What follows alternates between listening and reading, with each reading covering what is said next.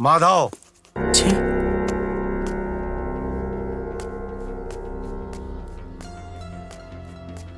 परेशान मत होगा बेटा,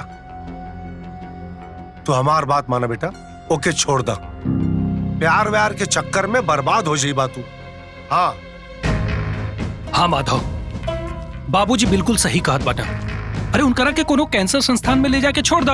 हाँ और आपन कौनो दूसर बियाह कर, तब जाके परेशानी खत्म हुई, नहीं तो ऐसे सब कुछ बर्बाद हो जाए। माधव बता देत बनी। सही कहा था केशव, हम सब तोहरे साथे मन परेशान भइला का कोनो जरूरत नहीं है। बाबूजी हमरा तो ही नहीं के बुझा कि रुआ लोग जब हमरा के अलग कर देनी तो हमरा बारे में रुआ लोग चिंता काहे करता नहीं।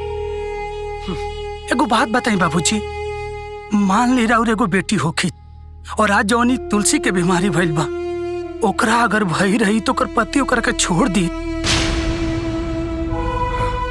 खैर बाबूजी, हम बस इतना कल चाहता नहीं कि रुआ लोग हमार चिंता मत करी। हमरा भाग्य में ना जवन भी सुख दुख लिखल हुई हम सब भोग ले, और रउआ लोग से कुछ कहे भी ना आए। रउआ लोग आपन देखी, हम आपन देखा।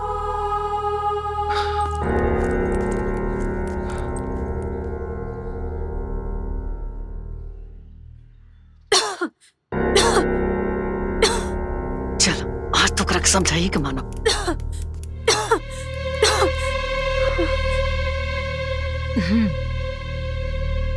देखा दुल्हीन, तू कैसन पत्नी बाड़ी हो, जेकरा अपना पति के दुख देवे में तनिको संकोच नहीं के आवत। हमरा माधव के बर्बादी करके छोड़बू का? अम्मा जी, रवा ऐसे काहे बोला था नहीं, भला हम ऐसे काहे चाह।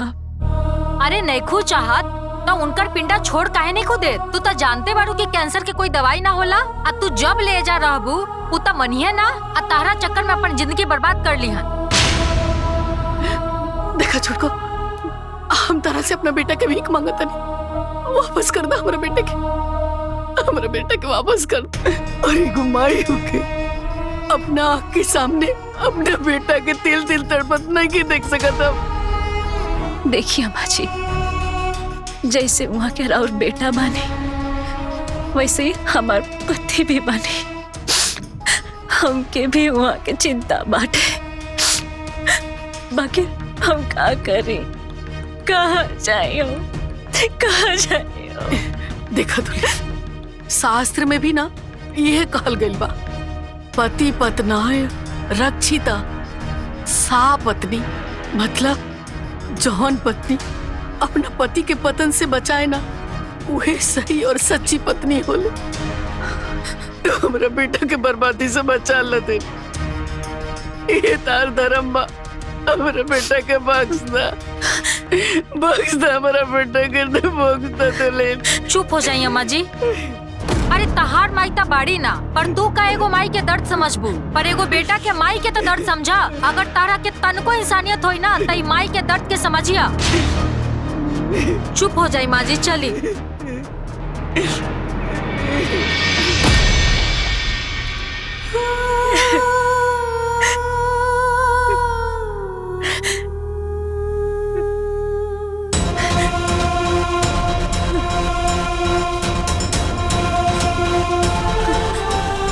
मैना उड़ उड़ मोर उड़ मोर उड़ बकरी उड़ बकरी। पकड़ा गइलू आप तो तारा के।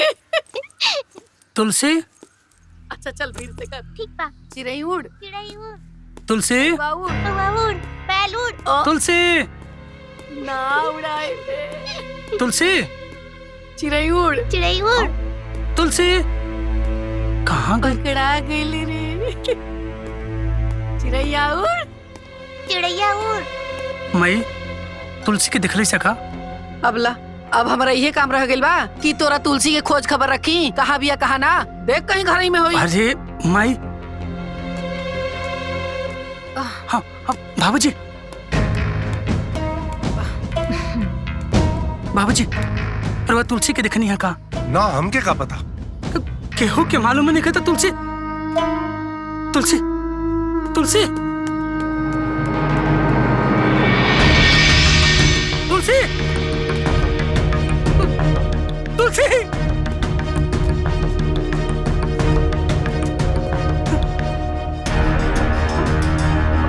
भाई, ये तुलसी कहाँ भी आ? अरे हमरा कहाँ पता बा कि तुहार तुलसी कहाँ बा? अरे जब क्यों पता नहीं का तो तुलसी कहाँ गई? तुलसी तुलसी तुलसी तुलसी तुलसी माधव! माधव!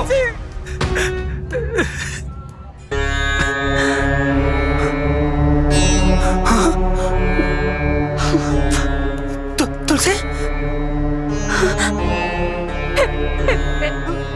जी कहाँ चल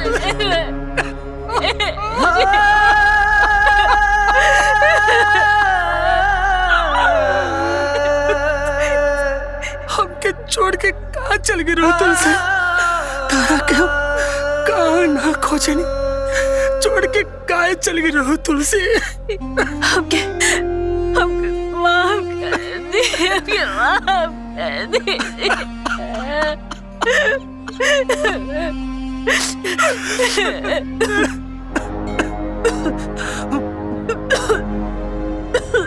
तुलसी तुलसी तुलसी तुलसी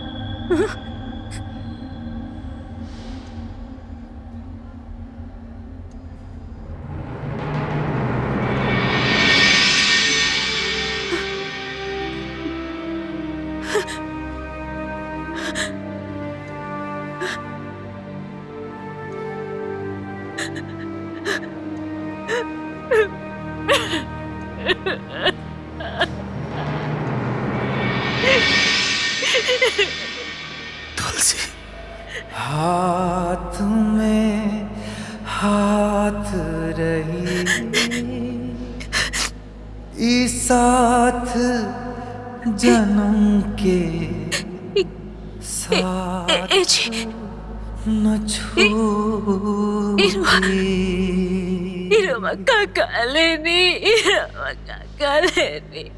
हम अपना सर के बाल हटवा लेनी तुलसी। अरे जब हमरा पत्नी के सर पे बाल नहीं के तो हमरा सर पे बाल कैसे रह सका था? और देखो हमने के सेम सेम लागत नहीं जाना। जन्म के साथ न छोड़ी।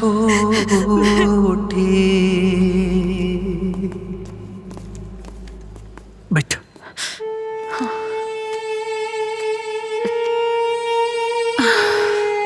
और तुलसी जी कैसी हैं आप? अब ठीक हूँ डॉक्टर साहब। मुझे बताते हुए खुशी हो रही है कि ऊपर वाले की कृपा से इनके रोग का इलाज मिल गया है।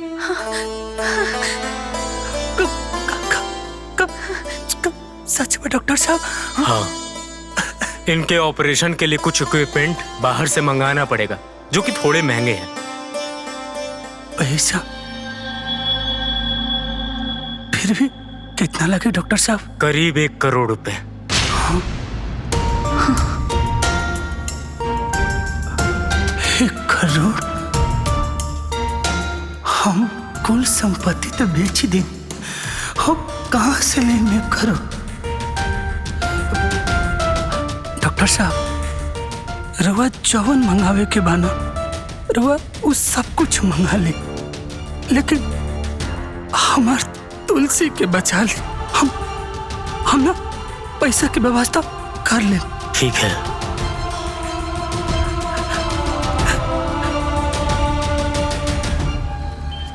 व्यवस्था कहाँ से व्यवस्था करब जी? कैसे करब? देखा तुलसी, अगर भगवान बाढ़े ना तो कोनो ना कोनो रास्ता जरूर निकले। और जब हम बानी तो तू चिंता काहे करत तारू? हम कुछ व्यवस्था जरूर कर। हमारे को बात माना। हाँ बोला ना। एक काम करें, रवा ना हमरा के चाचा जी के लगे ले चली।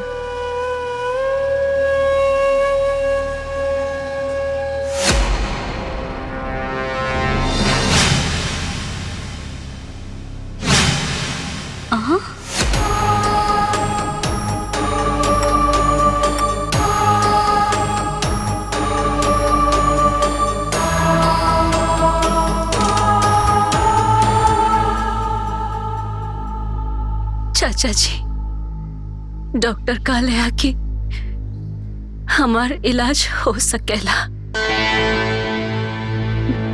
लेकिन ओकरा खातिर 1 करोड़ रुपया चाहिए और हमने के लगे अभी कुछ नहीं के, सब खत्म हो गए। अगर रोवा हमने के 1 करोड़ रुपया दे दे तो राउर जिंदगी भर ऐसा ना भूला, जिंदगी भर ऐसा ना भूला। बिटिया, ना बिटिया, तू हमारे सामने हाथ मत जोड़ा बच्चा, मत जोड़ा। और जो नहीं प्रॉपर्टी बानू बेटी, ये पूरा हमारे भैया के बनावल बाटे। यह प्रॉपर्टी में जितना हमार हिस्सा बा ना, उतने तोरो हिस्सा बा बेटी। तू चिंता मत करा हमारे बच्चे, हम अपन जमीन बेच दे, और अगर कम पड़ी नु शहर वाला घर भी बेच दे बेटा, लेकिन थोड़ी इलाज करवाई रे पगली, थोड़ी इलाज करवाई रे बेटा। ना ना ना ना, हमरो एगो बिटिया बा, काल के एहू के बियाह करे के बा।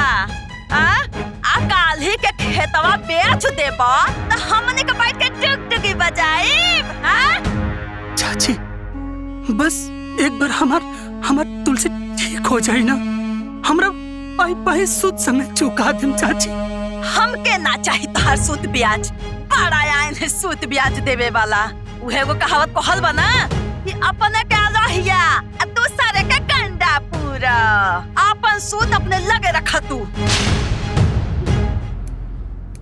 माई, इतना निर्दयी मत बन, दीदिया के जीवन के सवाल बा माई। अपन मुंह बंद रख, ज्यादा दीदी के दाही बने के कोनो जरूरत नहीं खे। हम कह देनी कि हमार खेत ना बिकाई बस। काहे चाची? अरे घर में आधा हिस्सा भी तो हमार तुलसी के बाटे ना चाची। हिस्सा बाना, हिस्सा रोहल। और इतनी चुके के रोहनी जब इनका माई बाप छोड़ के चल गइले, तब से एकरा के जियावली, खियावली, पालली, पोसली, बियाह शादी कैली, पढ़ावली, लिखावली, सब कुछ कैली, इज्जत से इज्जत कैली। और जानत हो के ठोस कैली इनके खून पसीना के कमाई से। और अगर शुरू से आखिरी तक जोड़े लगब ना ते तो ही लोग के भरे के पड़ जाई। बुझाइल? हिस्सा चाहिए। चाची, चाची, ऐसा मत कही चाची। चाची, हमार तुलसी के जिंदगी के सवाल बा, हम तुलसी के जिंदगी के भीख मांगता नहीं चाची। वैसा मत कही।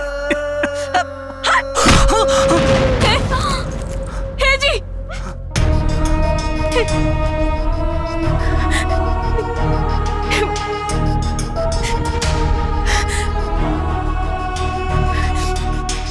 चाची, ऐसा मत करा।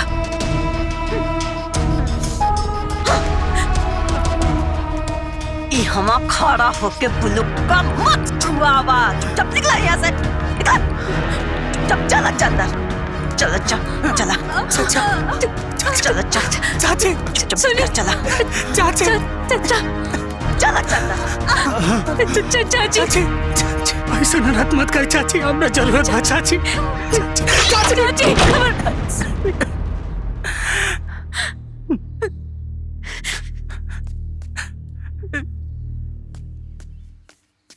हाँ ऐसे का मुंह बना के देखा थारू, कौनो भूत देख ललू का? अरे घर में दूधू गो पतो उतर गई सान, इतना बड़ा पति हो गई, आ तबर हुआ बाल दाढ़ी रंगल ना छोड़ो। कब तक बुढ़ापा छुपाई जी? बूढ़ हो गए तोर दुश्मन। 14 साल की उम्र में बिया हो गई, 15 साल में गौना और 17 साल की उम्र में बड़का बाबू हो गई, तम बूढ़ हो गई नी। आजकल तो नका नका लड़कियन का बाल दाढ़ी सफेद हो जाता। रउआ से बहस कईल एकदम बेकार बा।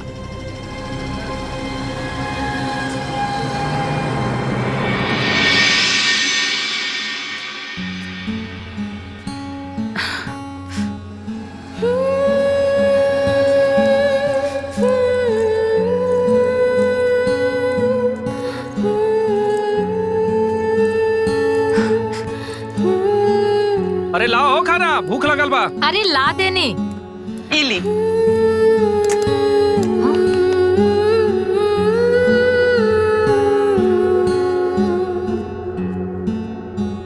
अरे बबुआ जी अपना बाल के का कर लेनी? साला मेहरारू के चक्कर में एकदम पगला गई भाई।